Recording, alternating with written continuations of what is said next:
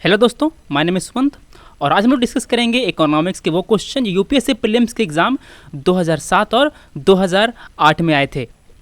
पहला सवाल है, पार्टिसिपेटरी नोट्स जिसे हम लोग शॉर्ट में पी नोट्स भी कहते हैं are associated with which one of the following. पहला है CFI consolidated fund of India, दूसरा है फॉरेन इंस्टीट्यूशनल इन्वेस्टर्स जिसे हम लोग शॉर्ट में FIIs भी कहते हैं, तीसरा है United Nations Development Programme UNDP, चौथा है क्योटो प्रोटोकॉल। तो दोस्तों, पार्टिसिपेटरी नोट जो होते हैं वो एक डेरिवेटिव इंस्ट्रूमेंट होते हैं जिन्हें आप किसी भी FIIs के माध्यम से, किसी भी फॉरेन इंस्टीट्यूशनल इन्वेस्टर के माध्यम से आप खरीद सकते हैं। इसका आंसर है बी।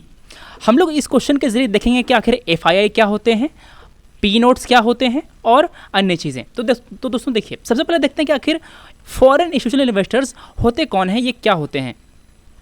FIIs जो होती हैं वो एक इंस्टीट्यूशन होती हैं जो कि एस्टेब्लिश होती हैं आउटसाइड इंडिया। मान लेते हैं कि कोई अमेरिकन कंपनी है जो कि अमेरिका में एस्टेब्लिश्ड है, वो यहाँ आके FII का रोल प्ले कर सकते हैं। उन्हें यहाँ आके सेबी के साथ रजिस्टर करना पड़ेगा। यहाँ पर आपको पहले एक बार बता दूं, जो FII कैटेगरी थी वो अभी एग्जिस्ट नहीं करती, ये पहले एग्जिस्ट करती थी। इसकी जगह जो चीज़ें हैं, जो क्लास हैं, उनको कंसोलिडेट करके एक नया क्लास बनाया गया जिसे हम लोग कहते हैं FPI, फॉरेन पोर्टफोलियो इन्वेस्टर। तो आपको दो चीज़ें देखने को मिलती हैं अब। पहली होती है FPI और दूसरी होती है FDI। FPI क्या होता है, फॉरेन पोर्टफोलियो इन्वेस्टर, और FDI क्या होता है, वो होती है foreign direct investment.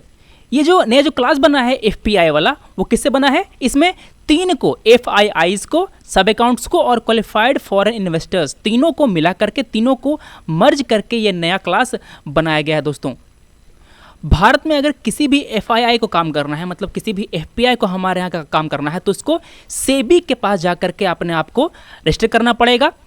So who can get registered as FPI, कौन कौन सी इंस्टीट्यूशन FPI के जैसे रजिस्टर हो सकते हैं, वो हैं pension funds, mutual funds, investment trusts, banks. मान लेते हैं कोई अमेरिकन बैंक है जो भारत में आकर के FPI, मतलब कि FPI का रोल प्ले करना चाहता है, तो यहाँ आकर के वो सेबी के पास जाकर रजिस्टर करेगा और इसका काम करना शुरू करेगा। तो दोस्तों, आगे के एग्जाम में अगर आपके पास कुछ क्वेश्चंस आए कि who can get registered as FPI और आपको अगर 4 ऑप्शन दे दें, तो आपको पहचानना होगा कि इसमें से कौन कर सकता है और कौन नहीं कर सकता रजिस्टर। इसके बाद हमें देखना है कि आखिर एक FPI करता क्या है। मान लेते हैं कि कोई अमेरिकन बैंक है जो यहाँ करके FII या कि FPI, मतलब कि फॉरेन पोर्टफोलियो इन्वेस्टर के जैसे यहाँ पर आकर के काम करना चाहता है। तो आखिर वो लोग करते क्या हैं, वो लोग हमारे सिक्योरिटी मार्केट में, हमारे प्राइमरी और सेकेंडरी सिक्योरिटी मार्केट में आकर के इन्वेस्ट करते हैं। प्राइमरी मार्केट क्या होता है, मान लेते हैं कि कोई कंपनी है फ्लिपकार्ट अपना शेयर पहली बार इशू कर रहा है पब्लिक को, तो क्या होगा, वो जो शेयर होगा वो प्राइमरी मार्केट में इशू होगा। उसके बाद उस शेयर की खरीद बिक्री होगी। मान लेते हैं कि जब फ्लिपकार्ट ने कोई शेयर इशू किया था तो उसको आपने खरीदा, हमने खरीदा, आपको वो शेयर पसंद नहीं आया और उसको आप बेचना चाहते हैं, तो आप उस शेयर को जाकर के अब सेकेंडरी मार्केट में बेचेंगे। मतलब कि एक बार पब्लिक इशू हो जाने के बाद अब जब उस शेयर की खरीद बिक्री होगी ना दोबारा, वो जाकर के सेकेंडरी मार्केट में होगी। तो शेयर जो होता है वो इंट्रोड्यूस होता है प्राइमरी मार्केट में, उसकी ट्रेडिंग की जाती है सेकेंडरी मार्केट में। तो दोस्तों, जो FII होता है वो इन मार्केट में शेयर की खरीद बिक्री करता है, डिवेंचर में इन्वेस्ट करता है और अन्य चीज़ों में इन्वेस्ट करता है। तो देखिए, FII ने, मान लेते हैं कि उन्होंने फ्लिपकार्ट का, अमेजोन का, रिलायंस का, इन सब का शेयर खरीद लिया। अब मान लेते हैं कि कोई अमेरिकन नागरिक है जॉन, उसको हमारे भारतीय कंपनी के शेयर खरीदने में थोड़ा सा उसको इंटरेस्ट है, वो ये सब शेयर खरीदना चाहता है, तो करेगा क्या, उसको हमारे सेबी के यहाँ आकर के रजिस्टर करना पड़ेगा। उसको रजिस्टर करने में बहुत परेशानी है, उसको काफ़ी सारे उसको 10th की मार्कशीट, 12th की मार्कशीट चाहिए होगी, तो वो सब ये सब नहीं करना चाहता, तो करेगा क्या, वो जाएगा इस FII के पास, वो इनके पास जाएगा और वो बोलेगा कि भैया हमें रिलायंस का शेयर खरीदना है, आप शेयर खरीद करके मुझे इसका एक मुझे कागज़ में लिख करके दे दो कि हाँ मैंने शेयर खरीद लिया। तो देखिए कैसा होता है। मान लेते हैं कि ये एक कंपनी है FPI, ये है जॉन गया FPI के पास, इसने बोला कि मुझे फ्लिपकार्ट के शेयर खरीदने हैं। FPI ने इस फ्लिपकार्ट का शेयर खरीद लिया, 100 रुपये के शेयर खरीदे इसने। अब क्या करेगा, एफपीआई ये जो शेयर है वो रख लिया एफपीआई, और एफपीआई ने जॉन को ये बोला कि ठीक है, हमने फ्लिपकार्ट के शेयर अपने नाम पर खरीद करके रख लिया है, मैं आपको एक कागज़ लिख करके देता हूं, ये है कागज़ जिसमें मैं आपसे ये कहूँगा कि मैंने ये शेयर आपके नाम पर खरीदे हैं। तो ये है फ्लिपकार्ट का 100 शेयर। दोस्तों ये एक डेरिवेटिव है, इसके नीचे का एसेट कौन है? देखिए डेरिवेटिव क्या होता है, डेरिवेटिव एक इंस्ट्रूमेंट होता है जिसका जो वैल्यू होता है दूसरी चीज़ों से डिसाइड होता है। मतलब कि इस कागज़ की वैल्यू क्या है, इस कागज़ की वैल्यू डिसाइड हुई है इस शेयर से। देखिए ये शेयर था 100 रुपये का, अगर ये शेयर 1000 रुपये का होगा ना तो इस कागज़ की वैल्यू बढ़ करके 10 गुनी हो जाएगी। पहले कितने की थी, पहले 100 रुपये की थी, अब इसकी वैल्यू हो गई 1000 रुपये की थी। समझ रहे हैं? तो ये कागज़ वही है, बस इसका वैल्यू बदल गया। क्यों? क्योंकि इसके नीचे जो एसेट था वो चेंज कर गया। तो दोस्तों ये जो कागज़ देख रहे हैं आप, ये वाली, इसे हम लोग कहते हैं पी नोट, पार्टिसिपेटरी नोट। ध्यान रखिए, जॉन ने जाकर के सेबी के पास रजिस्टर नहीं किया है, एफपीआई ने जाकर के रजिस्टर किया है, इसलिए एफपीआई ये शेयर खरीदने के लिए एलिजिबल है। जॉन ने खरीदवाया एफपीआई से, जॉन ने खुद जाकर के नहीं खरीदा। So, P notes are offshore overseas derivative instruments issued by registered foreign institutional investors to overseas investor। ध्यान रख दीजिए, जो जॉन था वो एक अमेरिकन नागरिक था। पी नोट्स को हम लोग लंबे में पार्टिसिपेटरी नोट भी कहते हैं। उन्हें हमारे इंडियन स्टॉक मार्केट में रजिस्टर नहीं करना पड़ता जो यहाँ पर इन्वेस्ट कर रहा है। क्यों? क्योंकि उसका काम एफपीआई करे दे रहा है। P notes are not used within the country but are mainly used outside India। देखिए इसी कारण से करते क्या है ना, हमारे लोग मान लेते हैं कि हमारे हैं लालू जी ने बहुत सारा घोटाला किया, उन्होंने काफ़ी सारे पैसे कमाए। अब पैसे का करेंगे क्या, वो जाकर उसको वो इसे जाकर बैंक में रखेंगे नहीं। अगर बैंक में रखा तो बैंक वाले पकड़ लेंगे कि भाई आपके पास इतना पैसा आया कहाँ से, आपके पास आय से अधिक संपत्ति आई कहाँ से। तो करेंगे क्या, इस पैसे को वो लोग लॉन्डर करके भेजेंगे बाहर विदेश में। मान लेते हैं कि उन्होंने भेजा यूके में, ठीक है। तो देखिए यूके में एक कंपनी है एफपीआई की तरह काम कर रही है, इन्होंने जाकर के सेबी से रजिस्टर किया है, SEBI। तो लालू जी ने पैसा भेजा अपना यूके में जाएंगे वो इस कंपनी के पास, इसे बोलेंगे कि भैया एक काम करो, आप फ्लिपकार्ट में हमारे लिए आप शेयर खरीद दो, ये पैसे ले लो। तो इस तरह से जो हमारे जो करप्ट लोग हैं, हमारे जिन्होंने यहाँ पर टैक्स अवॉइड किया है, वो लोग इस पैसे को बाहर भेज करके उसी पैसे को फिर इंडिया में लाते हैं ताकि उनका पैसे पे उन्हें मुनाफा मिलता रहे। इसी कारण से दोस्तों क्या होता है, हमारे यहाँ ब्लैक मनी की जो मार्केट है, हमारे यहाँ जो ब्लैक मनी इकोनॉमी है वो बढ़ती जा रही है। इसी कारण से इस पी नोट्स का जो इस्तेमाल है वो दुरुपयोग में बदल जा रहा है, और जो सेबी है इस पे लगाम लगाने के लिए उन्होंने केवाईसी नॉर्म्स को मस्ट कर दिया है। मतलब कि जो एफपीआई, ये है एफपीआई, ये था लालू जी गए एफपीआई के पास, बोला कि हमारे शेयर खरीद दो। तो अब ये जो एफपीआई है उसके पास किसने रिक्वेस्ट की है शेयर खरीदने के लिए, इसका इन्फॉर्मेशन होना चाहिए। मतलब कि एफपीआई को अब KYC, know your client norm को फॉलो करना पड़ेगा। पहले ऐसा कोई नियम नहीं था दोस्तों, इसीलिए कोई भी XYZ जो है जाकर के शेयर खरीद लेता था। तो दोस्तों ये था हमारा पी नोट। इसका आंसर क्या है, इसका आंसर है बी, फॉरेन इंस्टीट्यूशनल इन्वेस्टर।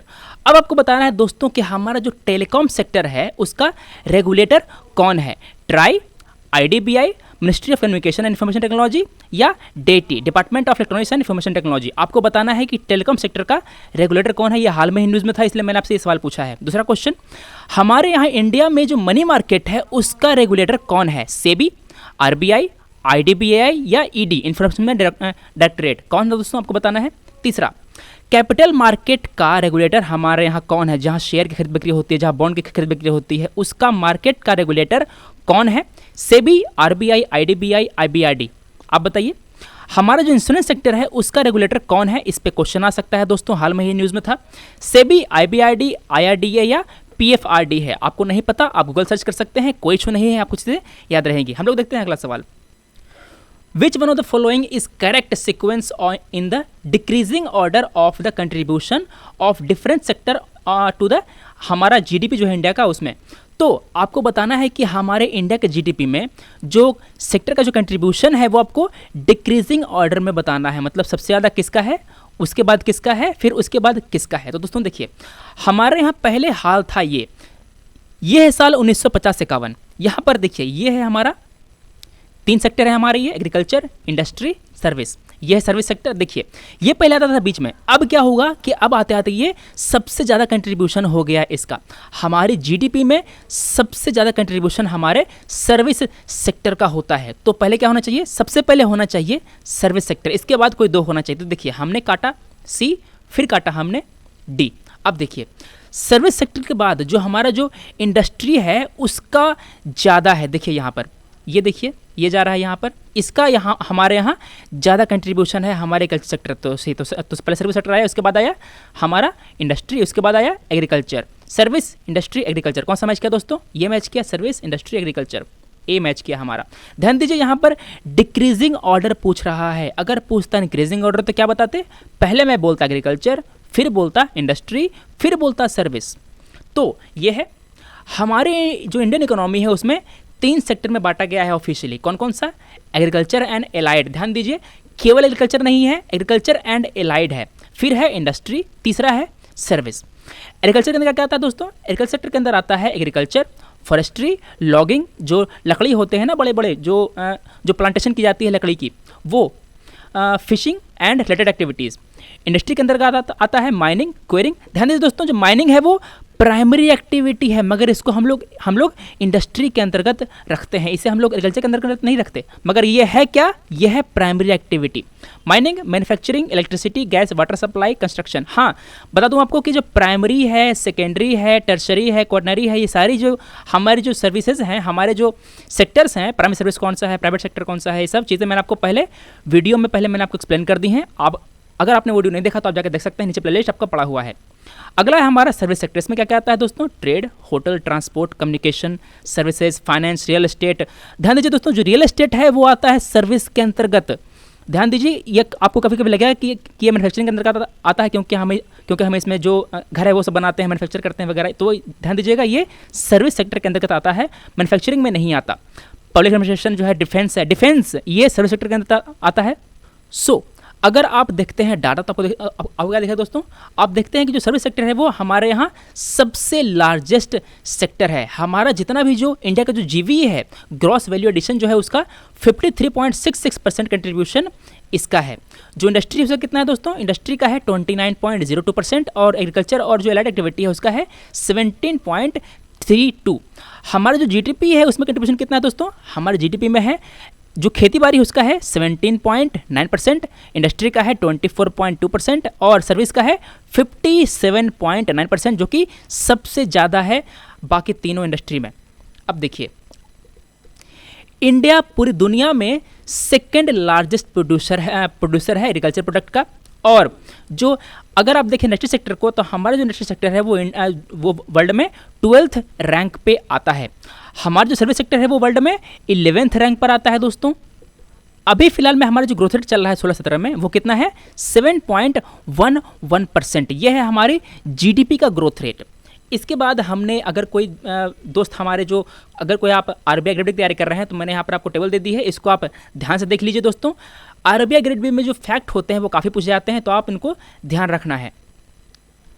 अब आपको दोस्तों ये बताना है कि हमारे इंडिया में जो जीडीपी है ये कौन कैलकुलेट करता है, ये बताइए हमें। जीडीपी हमारे यहाँ कौन कैलकुलेट करता है ये बताइए। Which among the following states of India has lowest density of population? सबसे कम डेंसिटी किस राज्य में है दोस्तों, आपको बताना है। देखिए ध्यान दीजिए यहाँ पर कहा गया है स्टेट। यहाँ पर अगर आपको यूटी कहा जाता तो उसका ऑप्शन कुछ और होता। तो देखिए अरुणाचल की थी पहले 13, ये है सेंसस 2001 के रिकॉर्ड से, और अभी कितना है दोस्तों, सेंसस 2011 के अनुसार हमारे यहाँ है अरुणाचल की जो डेंसिटी है वो कितनी है 17 व्यक्ति पर किलोमीटर स्क्वायर, ये है वहाँ की डेंसिटी। उससे ज़्यादा है मिजोरम की, फिर आता है अंडमान निकोबार का, फिर उससे ज़्यादा आता है जम्मू एंड कश्मीर का। ये अरेंज किया हुआ दोस्तों ये बढ़ते हुए क्रम में। तो सबसे कम कहाँ है दोस्तों, सबसे कम है अरुणाचल प्रदेश में, आंसर है सी। चलिए जब हमने सबसे कम देख ही लिया है तो हम सबसे ज़्यादा भी देख लेते हैं दोस्तों। तो देखिए जो दिल्ली है उसकी सबसे ज़्यादा डेंसिटी दोस्तों 11,320 व्यक्ति पर किलोमीटर स्क्वायर। अगर आपसे पूछे राज्य तो कौन सा दोस्तों, राज्य में आपका आएगा बिहार। इसका कितना है 1106 व्यक्ति पर किलोमीटर स्क्वायर। पहले था वेस्ट बंगाल, कितना था उसका था पहले 3 जो कि अब बढ़ के हो गया है 1028। तो दोस्तों आप देख सकते हैं कि बिहार और वेस्ट बंगाल में आगे कौन है, आगे है बिहार। इसकी जो पॉपुलेशन डेंसिटी है वो वेस्ट बंगाल से ज़्यादा है। आपको कंफ्यूजन नहीं करना है दोस्तों। हर साल हमारे प्रीलिम्स में या मेंस में किसी पॉलिसी पे क्वेश्चन रहता है। As per national population policy 2000 which one of the following years is our long term objective to achieve population stabilisation. 2025, 35, 45, 55 हमने अपनी पॉपुलेशन पॉलिसी लॉन्च की थी 2000 में। इसका जो ऑब्जेक्टिव है वो 3 भागों में बांटा गया है। कौन कौन सा? इमीडिएट ऑब्जेक्टिव, दूसरा है मीडियम टर्म ऑब्जेक्टिव और दूसरा है लॉन्ग टर्म ऑब्जेक्टिव। तो लॉन्ग टर्म ऑब्जेक्टिव में यह कहा गया है कि हम लोग एक स्टेबल पॉपुलेशन अचीव कर लेंगे। कब तक? 2045 तक। इसको रिवाइज करके कहा गया है कि हम लोग अब इसको 2070 में अचीव करेंगे। क्यों? क्योंकि हमने जो पॉलिसी अपनाई थी वो पॉपुलेशन को कंट्रोल करने में ज़्यादा सफल नहीं हो पाई है, इसीलिए हमने जो डेट था वो आगे बढ़ा दिया। हम लोग इसको जितनी जल्दी अचीव करेंगे दोस्तों हमारी इकोनॉमी के लिए उतना ज़्यादा बढ़िया रहेगा। क्यों? क्योंकि हमारा जो पॉपुलेशन है वो काफ़ी ज़्यादा बढ़ता जा रहा है। ये हमारे रिसोर्सेज पे स्ट्रेस डालता है दोस्तों। जितना ज़्यादा पॉपुलेशन होगा दोस्तों उतने ज़्यादा घर की ज़रूरत होगी, उतने ज़्यादा जो खान पान की चीज़ें होती ज़रूरत होगी, उतने ज़्यादा जो वस्तुएं हैं उनकी ज़रूरत होगी। अगर पॉपुलेशन कम होगी तो हमें अपना जो नेचर है वहाँ से कम एक्सप्लॉइट करना पड़ेगा दोस्तों। हमें कम चीज़ें प्रोड्यूस करनी पड़ेंगी, कम चीज़ें मैन्युफैक्चर करनी पड़ेंगी। तो क्या होगा? हमारे यहाँ जो पोल्यूशन है वो कम होगा, भीड़ भाड़ कम होगा और जो लाइफ का स्टैंडर्ड है वो ज़्यादा होगा। जब ये क्वेश्चन आया था दोस्तों उस समय इसको रिवाइज नहीं किया गया था। तो इसका आंसर क्या है? इसका आंसर है सी। 2045 तक हमें इस पॉपुलेशन स्टेबिलिटी है उसको अचीव कर लेना था। What is the approximate percentage of persons above 65 year of age in India's current population। देखिए इंडियन एक्सप्रेस में एक आर्टिकल आया था अभी कुछ महीने पहले, तो उसमें हमें ये डाटा मिला है। उसके अनुसार आप देखिए कि हमारा जो पॉपुलेशन है उसका करीब 9% जो जनसंख्या है वो 60 के ऊपर है। तो अगर आप इन ऑप्शन को देखेंगे तो आपको पता चलेगा कि देखिए अगर आप ये तो है 60 के ऊपर, तो अगर आप 65 के ऊपर देखेंगे ना तो आपको इसी के आसपास दिखेगा। मेरा आंसर क्या है? मेरा आंसर है 8 से 9%। इतना जो पॉपुलेशन है वो 65 प्लस के अंदर आता है। जीएसटी में हमें एक टॉपिक पढ़ना है वल्नरेबल सेक्शंस का। उसमें आपको पढ़ना है कि हमारे जो पुअर पीपल हैं उनके वो कौन कौन से इशू फेस करते हैं। पुअर्स, हमारे एसटीज़, हमारे एससीज़, जो माइनॉरिटीज़ हैं वो, हमारे जो ट्रांसजेंडर्स कम्युनिटी हैं वो कौन कौन से इश्यूज़ फेस करते हैं, आपको उनके बारे में पढ़ना है। इसी के अंतर्गत आता है हमारा एज्ड पॉपुलेशन। हमारे जो वृद्ध जनसंख्या है वो कौन कौन से इशू फेस करते हैं, आपको वही पढ़ना पड़ेगा। क्यों? क्योंकि जो वृद्ध जनसंख्या है वो भी वनरेबल है दोस्तों। तो they face the problem of social role, loss of social role and recognition. मतलब कि उन्हें फैमिली में ज़्यादा मान सम्मान नहीं मिलता। अब पहले के मुकाबले हमारा जो मोरल था वो काफ़ी डाउन हो चुका है। हम लोग अपना जो नैतिकता है वो काफ़ी हद तक भूल चुके हैं दोस्तों। क्यों? क्योंकि हम लोग अब कंज्यूमरिज्म की तरफ बढ़ते जा रहे हैं दोस्तों। हम लोग हमारे नज़र में अब पैसे की जो वैल्यू है वो ज़्यादा है। और अगर आपको इशू ज़्यादा कर जाना है दोस्तों तो आप जाके बागबान मूवी देख सकते हैं। हम लोग ये देखते हैं कि हमारे स्टेट में, हमारे जो राज्य हैं हमारे यहाँ, उसमें सबसे ज़्यादा जो एल्डर है वो किस राज्य में है? किस राज्य का जो पॉपुलेशन है उसका परसेंटेज सबसे ज़्यादा है? तो आंसर है दोस्तों केरला। केरला में अगर 100 लोग रहते हैं तो 100 में से जो 12.6% पॉपुलेशन है वो वृद्ध अवस्था के अंदर आते हैं। सबसे कम कहाँ है दोस्तों? सबसे कम वृद्ध रहते हैं हमारे अरुणाचल प्रदेश में। फिर आता है दोस्तों नंबर मेघालय का। यहाँ पर हमने अरेंज किया है केरला है, उसके बाद आता है गोवा, फिर तमिलनाडु, पंजाब, हिमाचल प्रदेश। और जो लो शेयर है जिनका पॉपुलेशन में, एजिंग पॉपुलेशन में, वो कौन कौन से हैं? अरुणाचल, मेघालय, नागालैंड, मिजोरम, सिक्किम। तो आगे अगर किसी एग्जाम में आपको कोई क्वेश्चन आए कि किस राज्य में सबसे ज़्यादा है, किस राज्य में सबसे कम है, तो आप इसका आंसर आप दे सकते हैं। Among the following states, which one of the following has highest percentage of rural population to its population? मतलब कि उनकी जनसंख्या का सबसे ज़्यादा परसेंटेज जो है वो गांव में रहता है, वो राज्य कौन सा है? तो दोस्तों इसका आंसर है हिमाचल प्रदेश। कैसे? ये जो है वो 2001 सेंसस के अनुसार भी है और यही जो राज्य है वो 2011 सेंसस के अनुसार भी है। देखिए हिमाचल प्रदेश का जो 89.97 पॉपुलेशन है वो रूरल है दोस्तों। इसका केवल 10% पॉपुलेशन है जो अर्बन एरिया में रहता है। आंसर क्या है दोस्तों? आंसर है ए, हिमाचल प्रदेश। हिमाचल के बाद नंबर आता है बिहार का। बिहार का 88.71% जो है वो जनसंख्या गांव में रहता है। आसाम का रहता है 85.90। उसी तरह हमने इसको अरेंज किया है। अगर आपसे पूछे कि सबसे ज़्यादा अर्बनाइज स्टेट कौन कौन से हैं, मतलब कि किस राज्य की जनसंख्या सबसे ज़्यादा अर्बन है, तो आपको बताना है कि सबसे ज़्यादा कहाँ की है दोस्तों। राज्य में सबसे ज़्यादा है कहाँ की, ये है गोवा की। इसका 62% पॉपुलेशन जो है वो अर्बन है।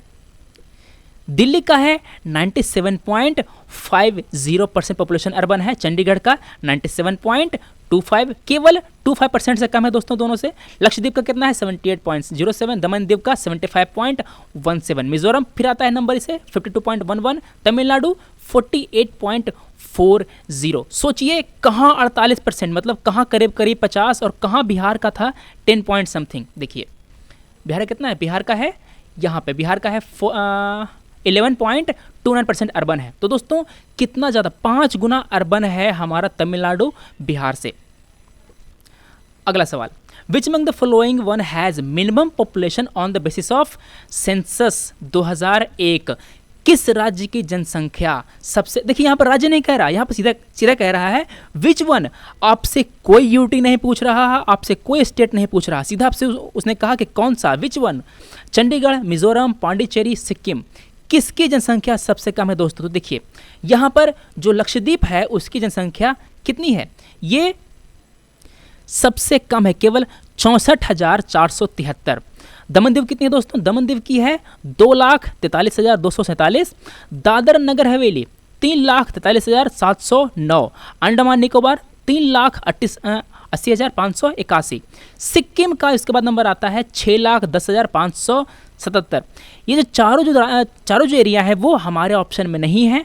हमारे ऑप्शन में जो पहला आ रहा है वो है सिक्किम। देखिए केवल सिक्किम दे रहा है दोस्तों, कितना है इसका 6,10,577। पौंडीचेरी कितना दोस्तों, पौंडीचेरी का है यहाँ पर 12 लाख, देखिए पौंडीचेरी कितना है 12,47,953। तो सबसे कम है सिक्किम का। ऑप्शन में क्या है दोस्तों, ऑप्शन में है चंडीगढ़, मिजोरम, पांडिचेरी, सिक्किम। चंडीगढ़, मिजोरम, पांडिचेरी, सिक्किम तीनों जो है वो, चंडीगढ़, मिजोरम, पांडिचेरी तीनों हैं जो सिक्किम से ज़्यादा पॉपुलेशन है उनकी, इसलिए मेरा आंसर क्या हुआ, आंसर हुआ मेरा डी। अगर पूछे कि विच वन, तो आपको कहना है लक्षद्वीप। अगर मेरा ऑप्शन में रहता तो मैं लक्षद्वीप लगाता, मगर यहाँ ऑप्शन में नहीं है इसलिए मैंने सिक्किम लगाया। बाकी चारों में सबसे कम इसी का है। अगला सवाल, National Housing Bank was set up in India as wholly owned subsidiary of which one of the following. देखिए दोस्तों हम लोग ये क्यों डिस्कस कर रहे हैं, क्योंकि नेशनल हाउसिंग बैंक पे एक क्वेश्चन आया था और ये सेम चीज़, सेम डाटा मैंने पिछले लेक्चर में भी डिस्कस किया था। अगर आप वो सब क्वेश्चन सॉल्व किए होते तो ये क्वेश्चन आप काफ़ी आराम से करके ले जाते। देखिए सवाल क्या है, किसका सब्सिडरी के रूप में इसको एस्टेब्लिश किया गया था, तो पढ़िए। एनएचबी को एस्टेब्लिश किया गया था 9 जुलाई 1988 में under National Housing Bank Act 1987 as a wholly owned subsidiary of RBI, Reserve Bank of India. Answer क्या हुआ दोस्तों, आंसर हुआ आरबीआई, बी ऑप्शन है। This National Housing Bank Act as an apex level institution for housing sector. अगर आगे के exam में कोई क्वेश्चन आए कि what are its primary objectives, क्या क्या है दोस्तों इसके objective, to promote a sound, healthy, viable and cost effective housing finance system. देखिए दोस्तों आप कोई भी गवर्नमेंट पॉलिसी पढ़ेंगे, आप कोई भी गवर्नमेंट अगर कोई डॉक्यूमेंट पढ़ेंगे तो आपको ऐसे ही मीठी मीठी बातें, अच्छी अच्छी बातें लिखी रहेंगी, sound, healthy, viable, cost effective. अगर आप मेंस आंसर राइटिंग के लिए प्रैक्टिस कर रहे हैं तो आपको ऐसे ही मीठी मीठी बातें, ऐसे ही अच्छे अच्छे वर्ड लिखना आना चाहिए। हम लोग आंसर राइटिंग प्रैक्टिस इसीलिए करते हैं। आपको ज़्यादा जानकारी, अगर आपको ज़्यादा जानना है दोस्तों तो आप जो टॉपर हैं उनकी जो कॉपी हैं वो नेट पर मौजूद होती हैं। काफ़ी सारे कोचिंग इंस्टीट्यूट की जो कॉपी है आप उनको देख सकते हैं। आप देखिए कि वो कैसे लिखते हैं, आपको उनकी कॉपी देख करके सीखना है। This will, national Housing bank will also make housing credit more affordable. बाकी जो ऑब्जेक्टिव है मैंने यहाँ पर मेंशन कर दिया है, आप इसको पढ़ लीजिए। Consider the following statements. The repo rate is the rate at which other bank borrow from RBI. सही है क्या? जी हाँ दोस्तों ये सही है। ए वैल्यू ऑफ वन, देखिए मैंने पिछले लेक्चर में मैंने बताया था कि रेपो रेट क्या होता है, रिवर्स रेपो रेट क्या होता है, सबको ये पता होगा। A value of one for Gini coefficient in a country implies that there is perfectly equal income for everyone in its population. सही है क्या? नहीं दोस्तों, 1 होगी तो इशू है, 0 होगा। देखिए मैं आपको समझाता हूँ अभी आगे। ये जो एस्टिमेट है वो गलत है। जो गिनी कोफिशिएंट था वो इंट्रोड्यूस गया था 1912 में। This has been adopted by World Bank. ये जो है वो इनकम इक्वालिटी को मेजर करता है किसी भी कंट्री में। अगर उस कंट्री में अगर ये कोफिशिएंट 0 है, इसका मतलब क्या है? वहाँ पर परफेक्ट इक्वालिटी है, मतलब कि वहाँ पर सभी के पास इक्वल इनकम है। अगर वैल्यू 1 है, मतलब कि वहाँ पर कंप्लीट इनइक्वालिटी है, एक तरफा जो वेल्थ है वो डिस्ट्रीब्यूटेड है। तो दोस्तों यहाँ पर क्या था? यहाँ पर कह रहा था 1, यहाँ पर 1 होगा तो परफेक्टली इक्वल नहीं होगा, परफेक्टली अनइक्वल होगा। तो मेरा सेकंड है जो गलत है, मेरा पहला सही है। तो मेरा आंसर क्या हुआ? मेरा आंसर हुआ ए। तो अभी हमने समझा कि गिनी कोफिशिएंट क्या होता है, इसका उद्भव क्यों हुआ। क्योंकि हमारा जो जीडीपी है वो काफ़ी सारे चीज़ों को मेज़र नहीं कर पाता, तो इस कारण से काफ़ी सारे और इंडेक्स बनाए गए। गिनी कोफिशिएंट, जीएनएच मतलब कि ग्रॉस नेशनल हैप्पीनेस, फिर बनाया गया एचडीआई। ये सब जो है वो अलग अलग इंडेक्स हैं जो अलग अलग डेवलपमेंट को मेज़र करता है। आपसे आग्रह रहेगा कि आप ये स्लाइड पढ़ लीजिए। अब हम आते हैं कि हमने देखा था कि उसमें एक वर्ड आया था रेपो रेट का। इसको मैंने पहले एक्सप्लेन कर दिया है, मैं फिर आपको अभी दोबारा एक्सप्लेन करता हूं। क्यों? क्योंकि ये जो है वो काफ़ी इंपॉर्टेंट टॉपिक है दोस्तों, ये काफ़ी एग्जाम में आता रहता है। मान लेते हैं कि यहाँ है एसबीआई। एसबीआई को कुछ पैसे की ज़रूरत पड़ी शॉर्ट टर्म के लिए, तो क्या करेगा? एसबीआई जाएगा आरबीआई के पास, आरबीआई ने उसे कुछ पैसे दिए और इस पैसे पे आरबीआई जो इंटरेस्ट लेगा उसे हम लोग कहते हैं रेपो रेट। ये जो है वो सबसे सिंपल एक्सप्लेनेशन है रेपो रेट का। Repo rate is the rate at विच अगर आरबीआई लेंड करता है किसी बैंक को शॉर्ट टर्म के लिए, उस पर वो इंटरेस्ट रेट होता है हमारा रेपो रेट। दूसरा होता है रिवर्स रेपो रेट। मान लेते हैं कि आरबीआई को हमारी इकोनॉमी में से जो लिक्विडिटी है उसको एब्जॉर्ब करनी है, तो क्या करेगा? वो एसबीआई के पास जाएगा और उससे वो बोरो करेगा। अगर आरबीआई ने एसबीआई से शॉर्ट टर्म के लिए बोरो किया है तो आरबीआई को उसको कुछ पैसे देने पड़ेंगे, है ना? जो इंटरेस्ट रेट होगा उसे हम लोग क्या कहेंगे? उस इंटरेस्ट रेट को हम लोग कहेंगे रिवर्स रेपो रेट। आरबीआई जो ब्याज देता है उसे हम लोग कहते हैं रिवर्स रेपो रेट, और आरबीआई जो ब्याज लेता है उसे हम लोग कहते हैं रेपो रेट। इसको आप जो बॉन्ड होता है उसकी खरीद बिक्री से समझ सकते हैं, मगर वो थोड़ा सा कॉम्प्लेक्स प्रोसेस है। इसको मैं सिंपल तरीके से मैं बता रहा हूं यहाँ पे। पहले क्या होता था दोस्तों? पहले जो सरकार थी वो पहले जो हमारी जो आरबीआई थी, देखिए हमारे देश का जो मॉनेटरी पॉलिसी होता है वो डिसाइड किया जाता है हमारी रिजर्व बैंक ऑफ इंडिया, हमारा जो सेंट्रल बैंक है ना उसके द्वारा। और हमारे देश का जो फिस्कल पॉलिसी है वो कौन डिसाइड करता है? ये डिसाइड करती है हमारी government. Fiscal policy government, monetary policy RBI. तो पहले क्या होता था? पहले जो रेपो रेट होता था वो रिवर्स रेपो रेट से 1% ज़्यादा होता था। मतलब कि अगर रेपो रेट है 8% तो जो रिवर्स रेपो रेट होता था वो कितना होता था? ये होता था 7%। मतलब कि 1% कम, आरबीआई कम ब्याज देता है, ऐसा होता था।